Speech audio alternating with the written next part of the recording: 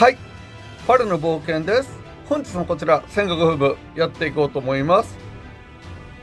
本日はですね、この頂点武将井伊直政、こちらの方の武将のね、紹介っていうか、この武将、今度からテンプレ編成に入ってくるんちゃうかなと思って、僕もいきなり育てようと思うんです。で、性能なんですけど、ちょっと性能ざーっと見た感じで、そうやね、うーん、ここで見てもわからん。ここで見ても。奥義スキルの方だけ、さっきここで見とくと、うん、追いゲージ1っていうことで、回転早いですよね。で、物理攻撃が上位味方2部隊に紅葉2回ということで、うん、会心率上げるかな。で、味方後列に物理15%ほどの防壁効果を与え、奮闘付与みたいな。奮闘も与えるね。で、ランダムの敵3部隊に100の物理ダメージを与えるってことで、これだけ見たら、ゲージが1で速いから、そうやね、非覚醒でも使えるんちゃうかな思いながら。ちょっと突破の方見ていきますね。こちらの方ですよね。突破スキル、速さ、低っていうことで、味方が通常攻撃で会心した後、紅葉で会心率上がるから、会心出やすいですよね。で、攻撃が上位の敵2部隊に35%の物理ダメージを与え、無縁状態を付与。自身に奮起。ここでも一回動くと奮起が入る。奮起入るね。で、自身に物理10%ほどの防壁を与え、暗部効果を発動ってことなんやけど、これ、並走によって新速入れるんちゃうかなふうに思うんやけどね。自身に10%ほどの防壁効果を与え、暗部でしょ。だから、新速入ってのバーンって言って、バンバーンって言ってるから、もうそのまま撃つよね。ちゃうんかな。こうちょっと定かじゃなくなってきた。で、これ、非覚醒じゃ必須のような気もせんでもなくなってきたんやけど。で、覚醒体。これがね、突破スキルの速さがこうなんですよ。ここの時点でね、僕が思ってるのは、明智とか石田とかは、極光で打ってるじゃないですか。で、大谷僕持ってないんで、大谷を育てるか、この E を育てるかなんですけど、このね、明智や石田の極光よりも先にこの子が、この子ね、もう読んでいきましょうか。味方または敵部隊の兵力が 50% まで下がるとっていうことで、これは今まではこんなトリガーの武将はいないんですよ。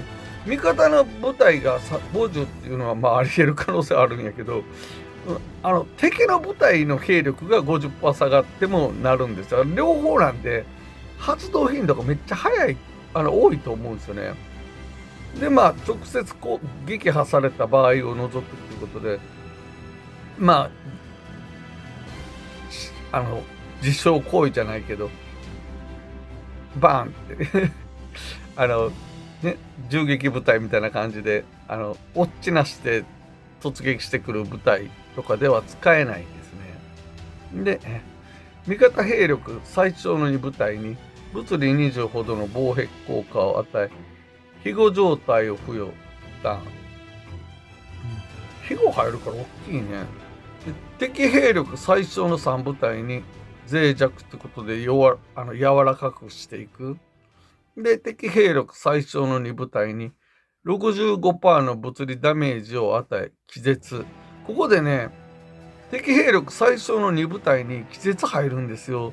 だから、もしね、明智とか石田とかで攻めてきてたら、あの2人ってこう 50% ぐらいのとこ割り込んでいかへんかったら撃ってこないじゃないですか。だから、50% 割り込んだ時点で、この気絶が入ったら、明智とか石田とか止まるんちゃうかな思うんやけど、だから、極光で打てるじゃないですか、明智と石田ね。だからどっちなんやろな思って、僕、ちょっとね、感覚やねんけど、明智と石田とか止めれると思うんですよ。止めれると思う。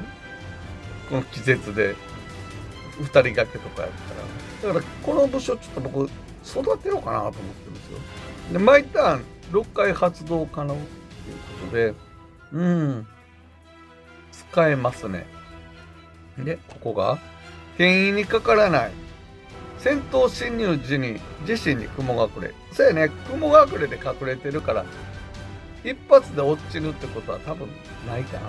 これでまあ、視線まで入ってくれたらありがたいかなっていうのでね。そうやね、頂点の吉弘と一緒に使った頂点の吉弘、視線ばらまくでしょう。まあ面白いかなっていうのはありますね。こちらの方が、味方が通常攻撃をするたびに物理ダメージ軽減 5%、最大8回重複可能ってことか。味方が通常攻撃をしていくってことで、バーッと前へ突撃する。だから、オッチのタイプの秀光使う銃撃じゃなくて、普通に長期戦で使える銃撃部隊っていうか、銃撃を要する部隊には相性いいですね。で、味方が覚醒スキルを発動するたびに、奥義スキル、覚醒スキル、突破スキルでの火ダメ軽減。硬くなっていきますね。で、最大5%、5回重複可能。で、貫通、攻撃時一定比率の防御無視 3%。最大6回重複可能。これ貫通も入っていくし、そうやね、兵装で、あれなんていうかな。鬼の仮面みたいな兜。赤備えのこの攻撃が 18% 防御を無視するって。これいますよね。これ僕2つ持っとんやけど、物理の。これ山形がつけとこう。こっちね、軽装覚醒あると思うんですよ。これね、書いてないかな。僕の記憶正しかったら、これ、ここまでで15やねんけど、この後にまだ覚醒あったような気するんですよね。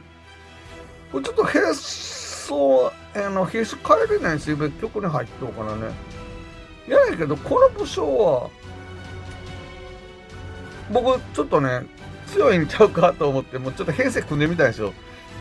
今度からこういう、僕、まあ、フロイス持ってないんで、フロイスがここに入ってくるんかもしれへんけど、テンプル編成って大体こんな感じになるんちゃうかな思って、秀吉がおって、で、高司がいて、奥村助右衛門って今がおって、で、井伊直政、で、初姫がいて、足利義政、で、松平、柿崎でね、ちょっと、兵力が 50% 減ったらどうのこうのっていうやつやから、柿崎も面白いかなっていうのもあるんだけど、まあ、これが全てじゃないですよ。もう、そら、編成いうのは人一人おったら、人一人でも何個も編成があるし、それがもう、何人おればもうなんぼの編成があるっていうのはもうわからないんでね。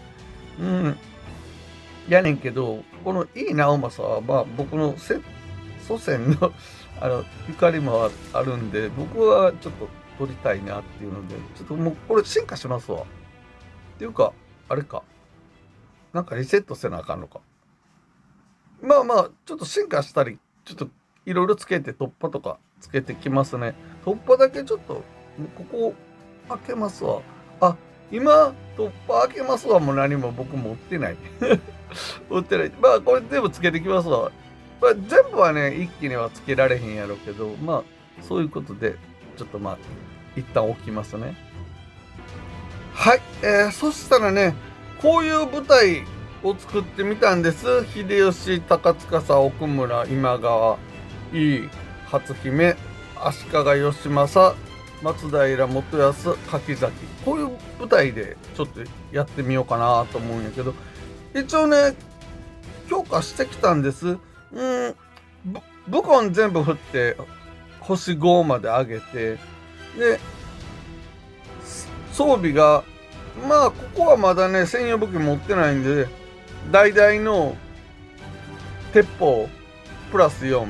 で、甲冑が鬼甲冑で、こいつはですね、物理攻撃 4% とか、攻撃に全部振ってます。で、馬は、これ物理ダメージ 20% の鬼の馬。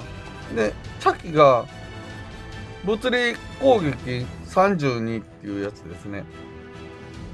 ここの時点で、兵力の、強さ見ていくと、ステータス。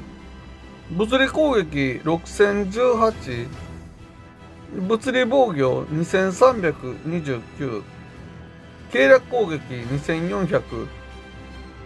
2494、計略防御2343、兵数上限2363っていうことで、まだまだね、強化が追っついてないんですよ。なんでか言うとね、これ突破叩くと、こういうスキルツリーになってて、まだ、こことか、こことか、こことか、こことか、4つ空いてないんですよね。だからまだまだ強化のあれがあるんですけれど、これちょっともうちょっと強化しときましょうか。ここ、そうやね、最大26しかないんだけど、どうせ。これでパッてやっといて、これでもうほとんど使い切ってるんですよね。もう結構、もう3期分ぐらい貯めたんかな。2期かな ?3 期か2期貯めてますね。で、こういう状態で、ちょっとね、実質ね、強い人と戦ってもいいんやけど、これ強化がね、行き届いてないんですよ。普段使ってない舞台やから、今、取り急ぎで作ったから、いい直政も強化行ってないし、初姫とかも全然やし、柿崎なんかドラえもんこないも行かへんしね。義政も全然やし。このいい直政がだいたいこういう感じで性能が、こことかなくて。一応ね、副将前衛満タンまで行って、左翼満タンまで行って、中軍満タンまで行って、右翼満タンまで行って、で、副将の方がですね、紫の武将2人つけて、甲冑、名甲冑、どっちも名甲冑つけてます。だから、まあ、武道修練はまだ一個も何もしてないんですけれど、兵種兵装、こちらの方はですね、赤備えをしていこうかなと思ってるんです。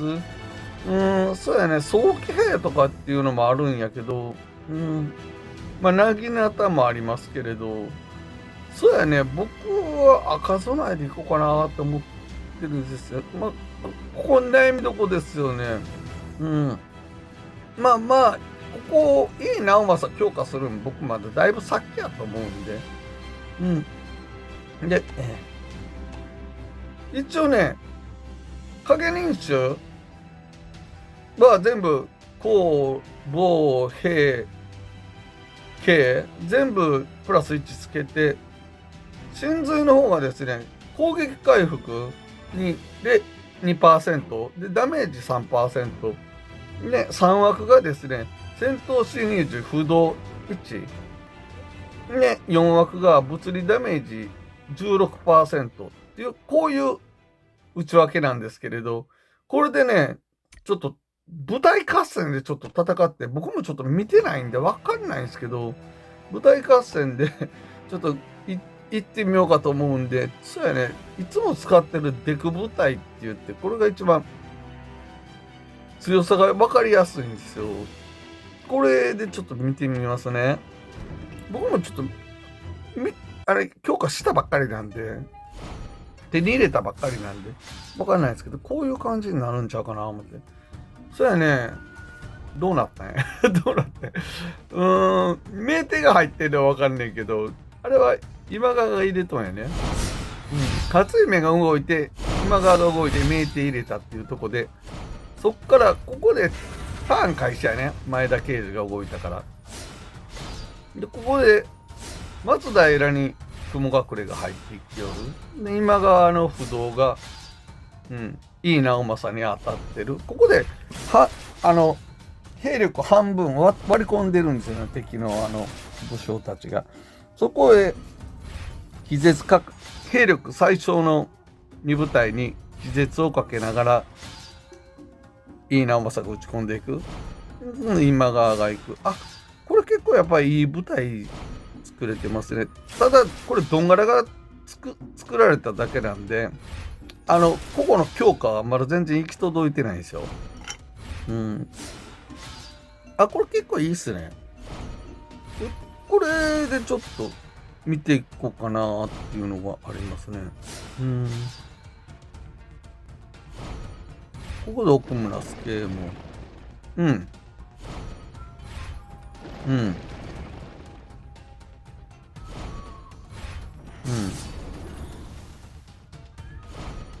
まあ、これ、舞台は僕、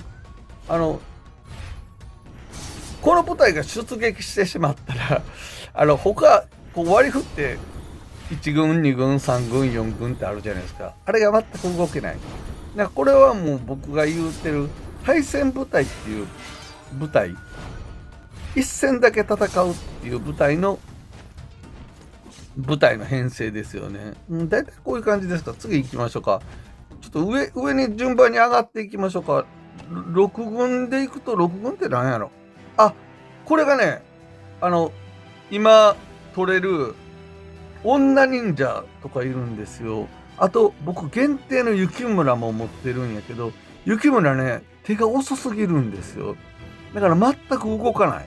全く動かないから、雪村は僕おすすめしませんよ。ただ、女忍者は結構使えるんです。なんでか言ったら、敵の覚醒スキル受けたら、その覚醒スキル打ってきて攻撃してきた武将に沈黙飛ばせるんですよ。ピンポイントで。だから、女忍者はかなり使える。これでちょっと、6軍と戦ってみましょうか。こうか。こうか。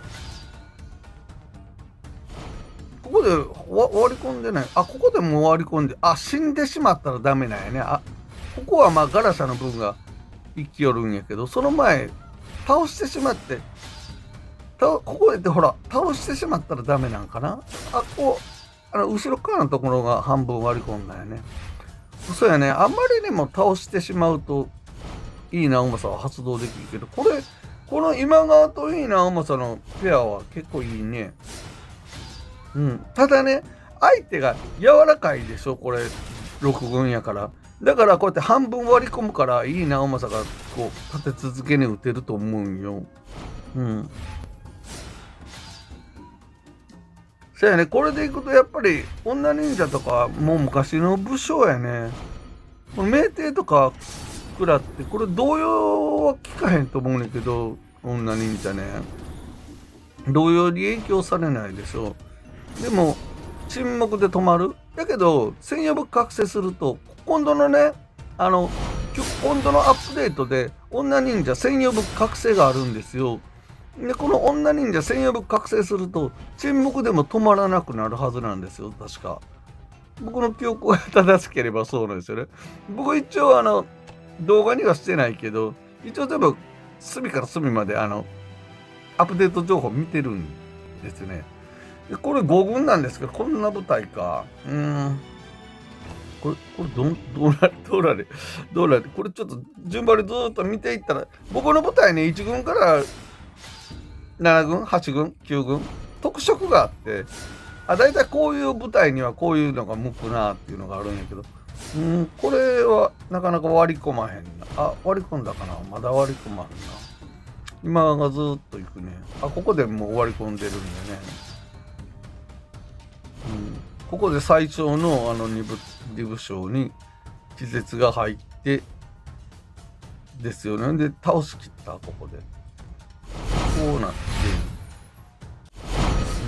まだ戦闘潜入時にもなってないんですよ。なんでか言ったらキラ光介之助がおるから、ここでもう割り込んどうでしょ、キラ光介之助ね。あ、こう後ろ山形も割り込んだ。30%、30%じゃ 50%。で、後ろのあの部署誰や。あ、ここでサルトビが、敵が4回、敵の攻撃が当たったから撃ち込んだか、サルトビは。そうやね。これ、柿崎とかもおるから敵にね。敵の柿垣は、4回、覚醒キロ4回打ち込んだら撃てるはずやねんけど、全く動けなくて、相手何もできないでおるんで、これもう完全に気絶全部入ってほし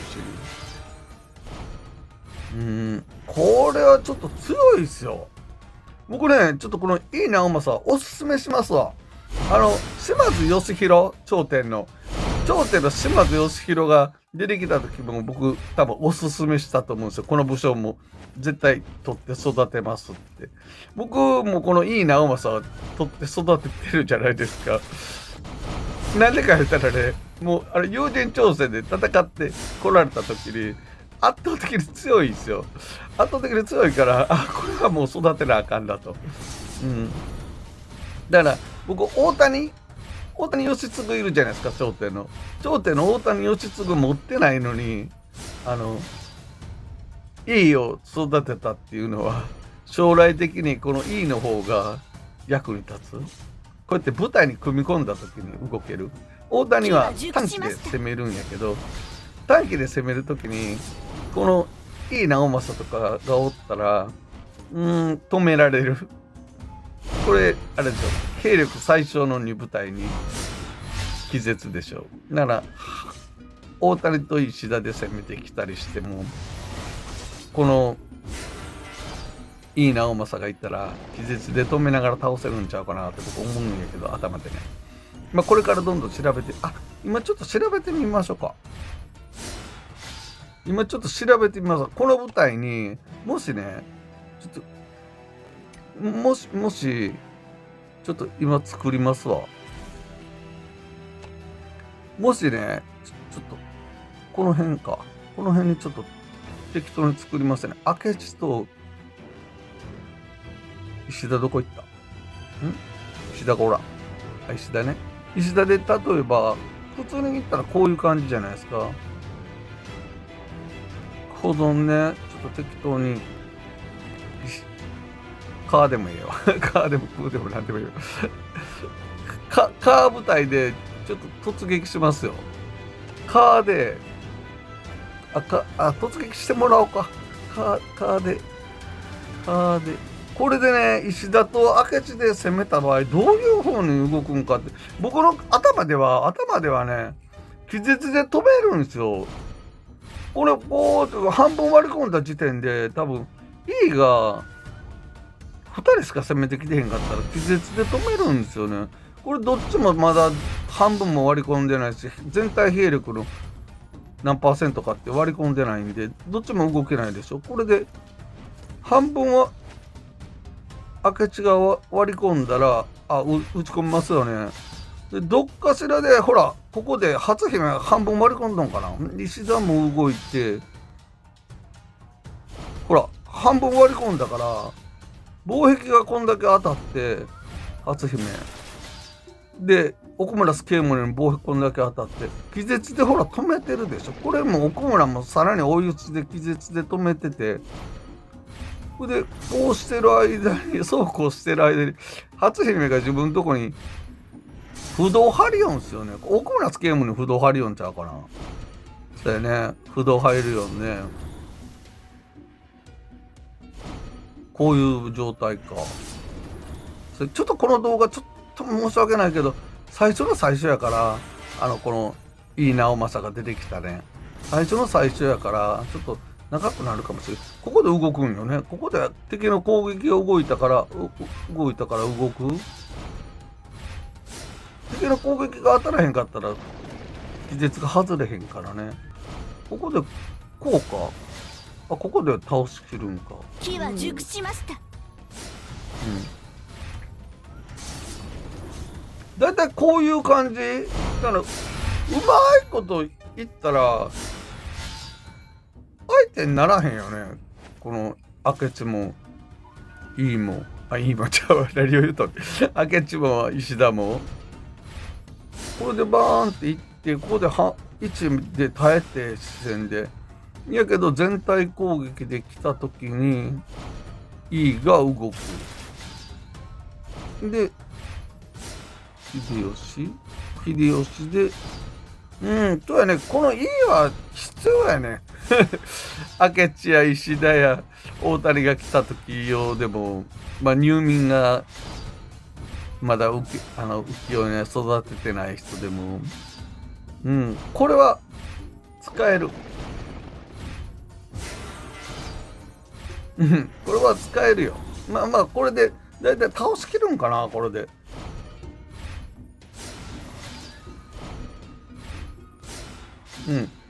視線で耐えるんよね。でもここで倒せるか。よし、次行ってみよう。次は、これ5軍とは戦ったね。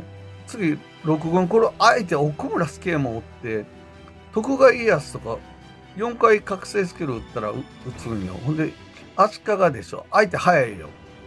なんでか言ったらね、こっちも早いけど、初姫おるから。相手今川義元おるから。でもね、こっちの初姫が攻め通し、初姫の方が早いんよ。今川義元より。こう、どういう動きになるんやろね。こう動いて、僕もちょっとこれ実質自分が知りたいんですよ。ここで奥村助右衛門が打ち込む。で、義輝が来て、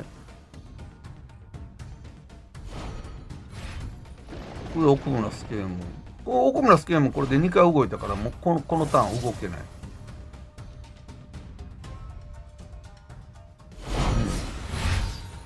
ちょっと4軍やから僕の火力がないような感じなんですけど、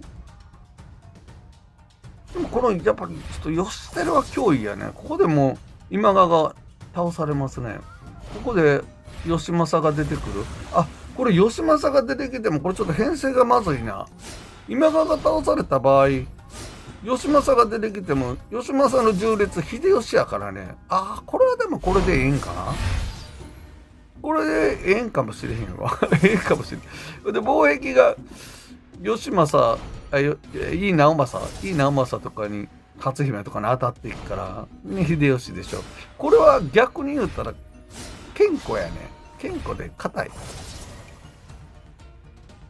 雲隠れて隠れてるでしょ、これ。雲隠れで、井伊直政隠れるから、ワントップやから、もう確実に井伊直政に、雲隠れがかかる。で、ここで4回動いたから、家康が動いてくる。4軍強いじゃん。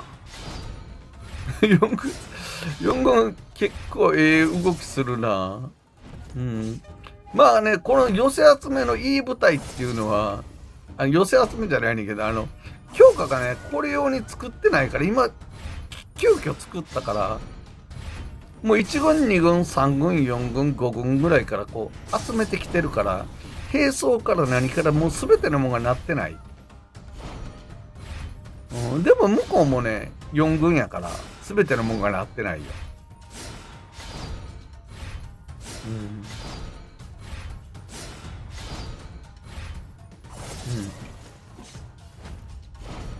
相手のこのやっぱ4軍に奥村助右衛門おるんが強いね。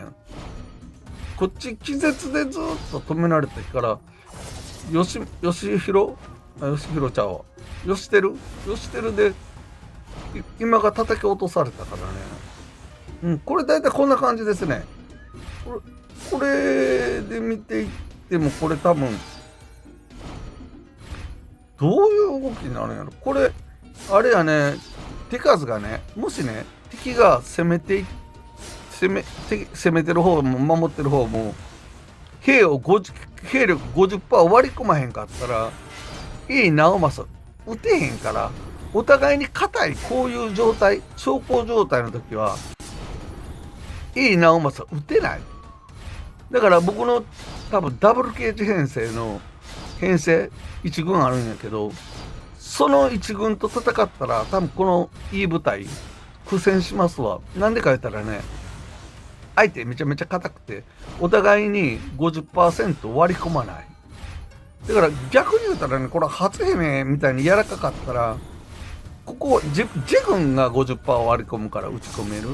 だからもううまいこと編成組める人やったら、自傷行為とかでわざと自分の部隊を半分以下に減らして、んで井伊直政を起動させる方がいいかもしれないね。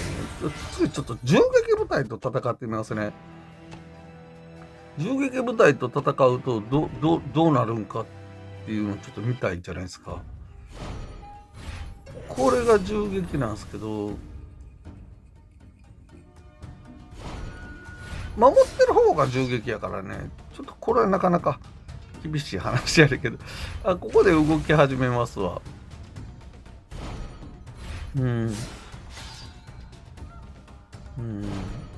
こでこれね、これでなんかで織田信長反撃みたいなの食らったんかな。なんで倒れたんやろ。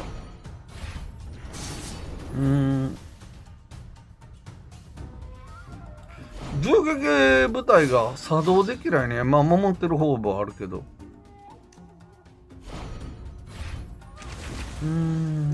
これも石田みたいな。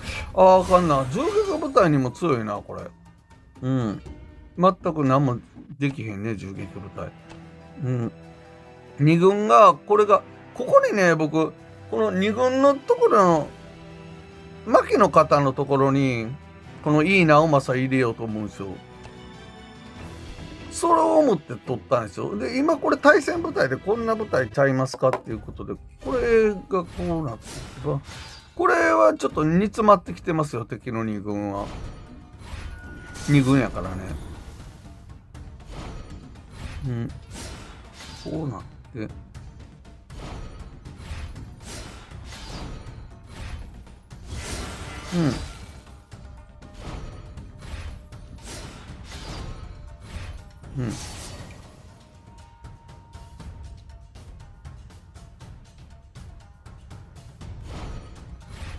そうね、これで見よったら敵が弱くて兵力が50% 結構割り込むんやったら、最初の7軍とか6軍と戦っとった時みたいに井伊直政めっちゃ動くんやけど、相手がこうやって硬かったりしていくと 50% 割り込まへん。